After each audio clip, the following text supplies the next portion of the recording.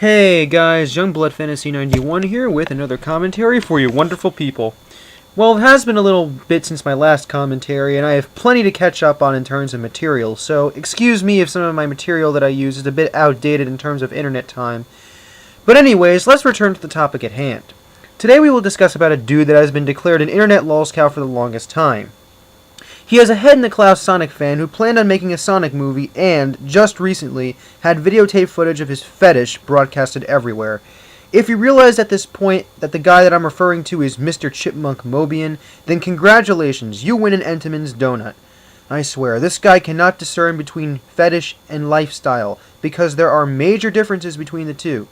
I'll listen in and I'll see what I have to say about this.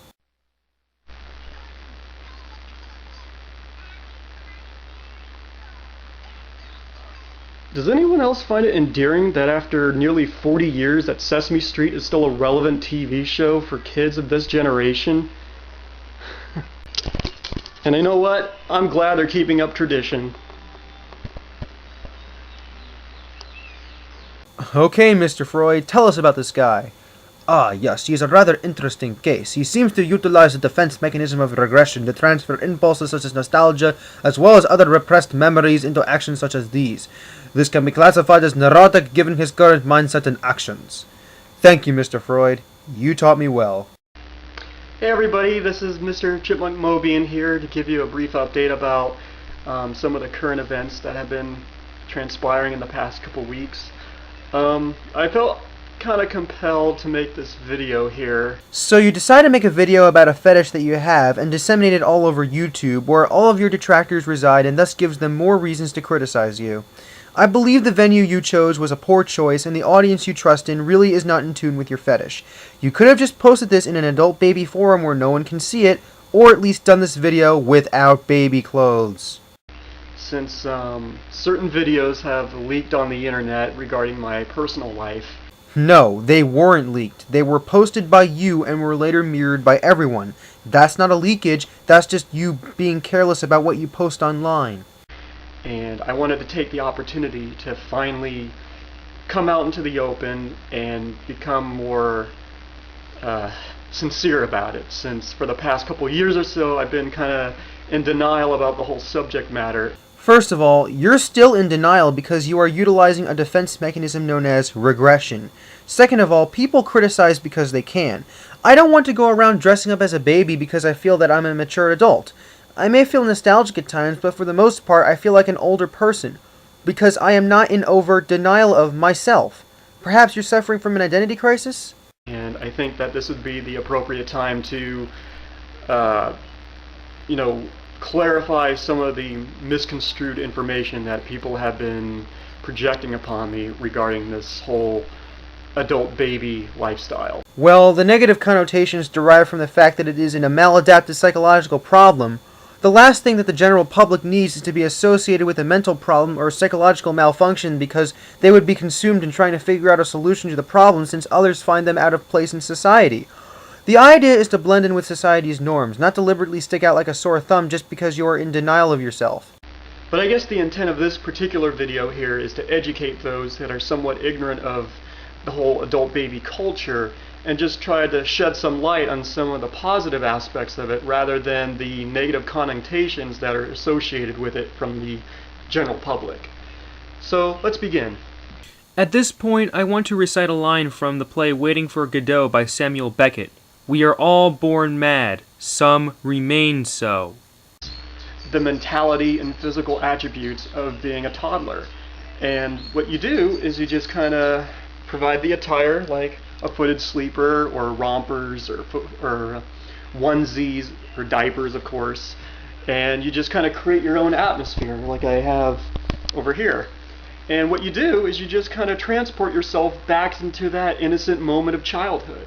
By regressing to an earlier stage of development because you are unable to live fully as an adult, I'm sorry dude, but resorting back to diapers, which implies that you are consciously, shall we say, incontinent, is disturbing because as children, we have been toilet trained, and I think we are supposed to learn that as a life skill, not something to be tossed away because your nostalgia overpowered your mental faculties.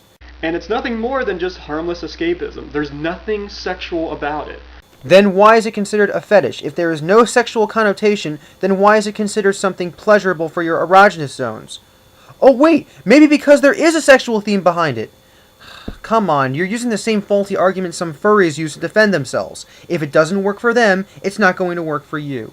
I know there's some AVs that do take it to an extreme level, but for me, it's a pure, tame recreation. The whole concept didn't really trigger my interest until I was 12 years old. Stand on the edge of your seat, guys, because it's time for another long-winded anecdote. Yay! I don't even know what's going on. And, well, a pack of Pampers just fell on me, and since we had a narrow hallway back then, it just knocked me against the wall. And I thought the whole idea was kind of funny, because it was diapers. I mean, you just laugh that off. It's like, what are these doing in here? And I put them away casually and just attended to my homework. Which is a normal response, because I guess back then you realized that you were toilet trained and that you can control a part of your natural environment on your own. The idea of diapers was simply preposterous to you. If you were able to process it then, how come it's an impossibility for you now? But back then I used to watch afternoon cartoons, because back in the 90s they actually showed cartoons in the afternoon, like Fox Kids and such. Don't they kind of do the same thing now with Nick, Cartoon Network, and even the Hub sometimes? Though I will give you this, today's cartoons pale in comparison to that of 90s cartoons. And what I found ironic about the programming that day is the fact that every episode of Bobby's World, Tiny Toons, Animaniacs, they showed nothing but baby-related episodes, and that just kind of channeled something inside me just to experiment. So, let me see if I have this straight. You were implanted with the thought of being a baby because of synchronicity. Well, friend, this again relates back to your psychology because you grouped two disparate events into something meaningful, and this drove you to regression. I'm wondering if you're not failing to realize that what's going on here is a maladaptive problem. So what I did is I shut the door, closed the blinds, because I was so paranoid about it. Since, this charming anecdote was brought to you by the letter H for hiding this from my parents because retreating to an earlier stage of development at this tender age is neurotic, and the number 9,000 for the number of times he imagined himself as a baby after becoming victim to synchronicity. So what I did is I closed the blinds, I ran upstairs, and I was so apprehensive about the act I was going to take part in, because what I did is I was constantly looking outside, worried about a car coming up, pulling into the driveway. Paranoia strikes deep into your life, it will creep. My dad coming in or something. So what I did is I ripped open the package, I put the diaper on, and it was such an exhilarating feeling. I mean, it's so indescribable, I can't really go into detail about it. It's like it transported me to that innocent time of being a toddler. Why do you find comfort in being a primitive being whose functions are arrested to that of babbling, eating, playing with annoying toys, and using your diaper as a commode? Seriously, man, you've been granted with the mental powers of reasoning, faculties, and an ability to think about moral issues, and to be honest, you even sound articulate. But you decide to eschew that and say, I just want to be helpless and unable to do anything for myself.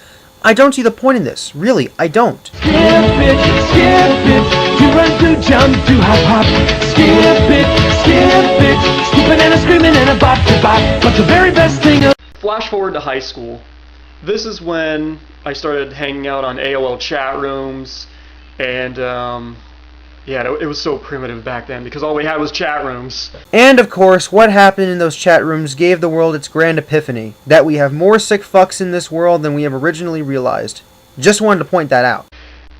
And I just randomly typed in diapers in the keyword search, and I was just bewildered by all these chat rooms involving people that like to wear diapers or be babies. I refuse to believe that you typed diapers by chance. For all I know, you probably had this compulsion to type it in because of previous events and conflicts that you had. I refuse to believe, however, that you accidentally typed that in. You're only obfuscating the truth here, buddy. But back then, I didn't even know what an adult baby or a diaper lover was, or even a baby fur, or even a furry, because these terms weren't really coined until early in the 2000s. I suppose you could say that, but that doesn't excuse the fact that lots of people associated with these subcultures are involved because of a need to satisfy a fetish that they have. It's not all goodbyes and butterflies from these guys, no sir. So what I did is I started chatting with all these other people, and I don't know, it just really interested me. I mean, yeah, I was involved with sports and other artistic activities. I played video games, listened to music, but this particular recreation just really gravitated my interest. An obsessive compulsion to get pleasure out of something that you feel excites you. It must be your id energies acting up again, and when those id energies increase, you know you got a fetish on your hands. If you derive pleasure from something that does not normally associate with sexual desire, it's a fetish, and not a lifestyle. You may be more conservative in your dalliances with your younger self, but the idea of calling a defense mechanism a lifestyle is a very erroneous term. Because it was just so unusual but fun at the same time. So when I was talking to all these anonymous people that I never met, some of them suggested that I try on baby clothes or throw in baby accoutrements like a baby bottle or pacifier, and it was so fun. I mean, again, it has nothing to do with any sexual arousal. It's not a fetish to me. It's all about role-playing. That's all it is. I mean, you're just trying to recapture that childhood spirit and just relive it for a temporary amount of time before you gotta engage in adult activities. And yet some people in your community take it too far and associate it with sexual pleasure. And of course, they are participating in that lifestyle as well. When you associate yourself with a community that mostly engages in regression to satisfy some desire to be a baby and become diametrically opposed to the psychosocial development, then people will have to question that because it's abnormal psychology. There is no other way to describe it. Like again, I have about a couple more minutes before I gotta go to work. Well, not a couple minutes, but like an hour and 35 minutes. Since 95 minutes is exactly equivalent to several minutes. Again, you make perfect sense. Where do you get that intellect?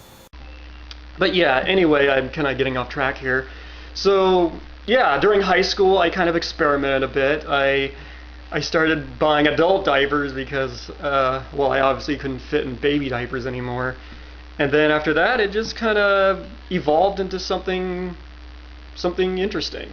Or something that is considered an anomaly in psychological development. I know I keep bringing psychology into this, and I apologize, but really, how else can you attack this? You have a nearly 30-year-old guy trying to return to a more primitive stages of development just because of synchronicity, mental association, and going to venues where they produce plenty of sick fetishes online.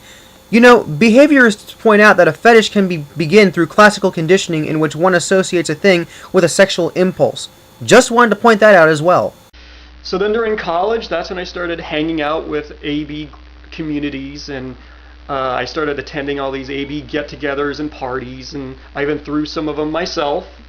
And that's when I had my studio apartment, and I decorated half of my apartment into half a nursery, because half of it was dedicated to more adult stuff, because I had posters of music and video games and movies, while the other side catered more to my childhood side. So you had Sesame Street, Rugrats, just everything that kind of represented my childhood, and I think I perfectly recaptured that atmosphere.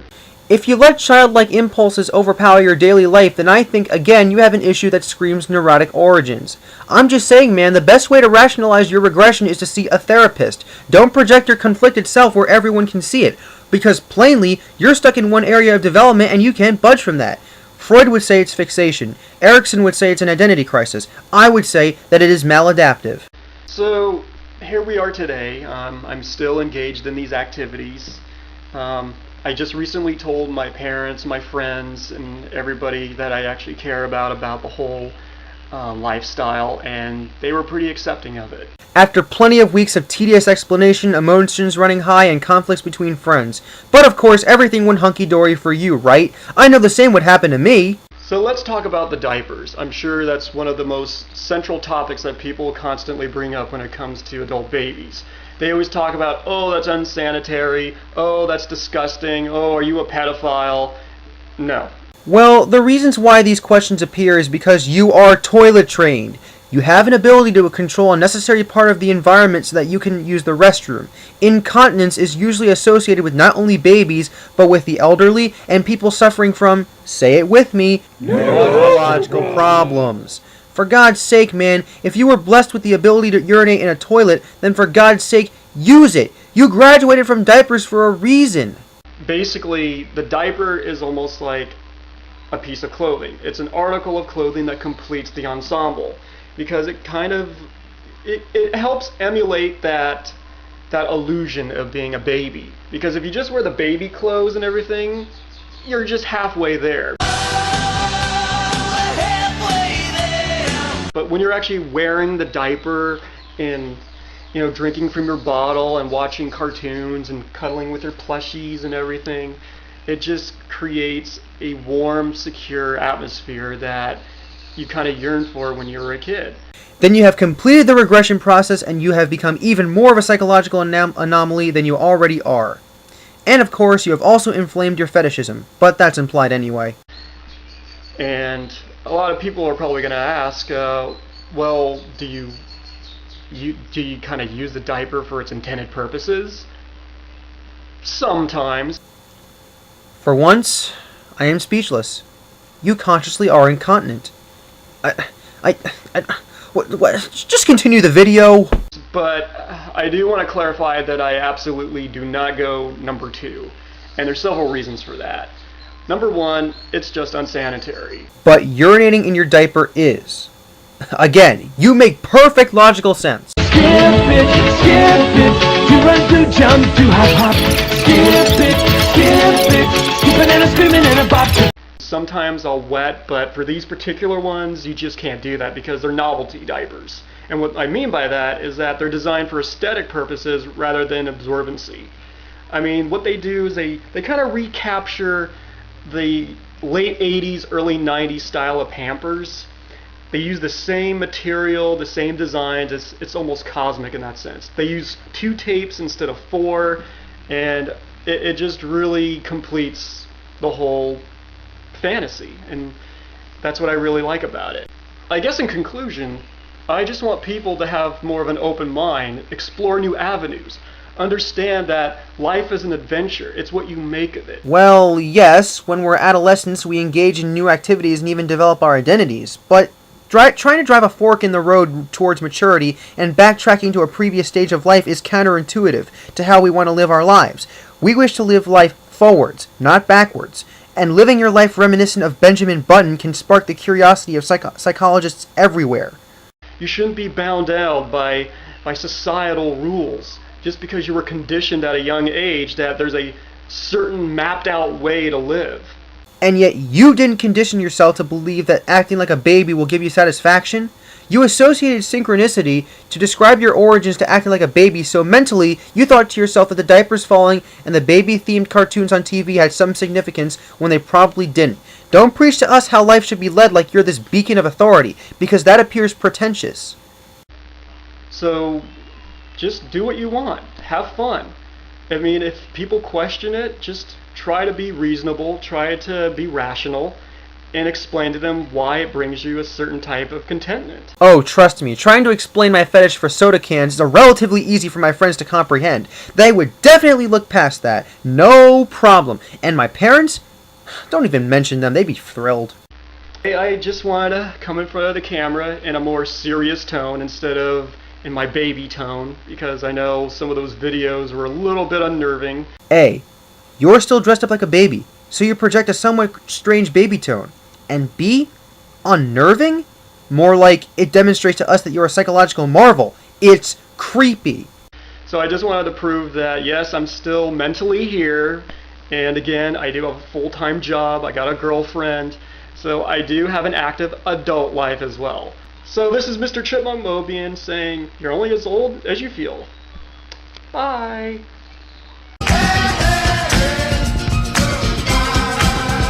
And that's the way it is, barring the random editing where Mr. Chipmunk Mobian observes the buckets of rain coming down. So what have I got to say about you, Mr. Chipmunk Mobian? The fact that you are literally saying to yourself, hey, why not juggle my already extant adult life with deluding myself into living a child's life is something that eludes me. Adult babies in general elude me. When you develop as a human being, there really is a set path to follow in order for one to function normally in society. Unfortunately, when you stick out like a sore thumb in society, people take notice. I'm not encouraging everyone to be the same, But what I am encouraging is to at least have some modicum of dignity for yourself. Don't resort to baby attire and consciously being incontinent to satisfy some compulsion to be a child, because you're reversing years of psychosocial development.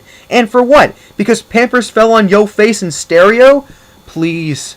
Anyway, that's all I have to say about this. This is Youngblood Fantasy 91. And ladies and gentlemen, I'll see you all in the brighter later.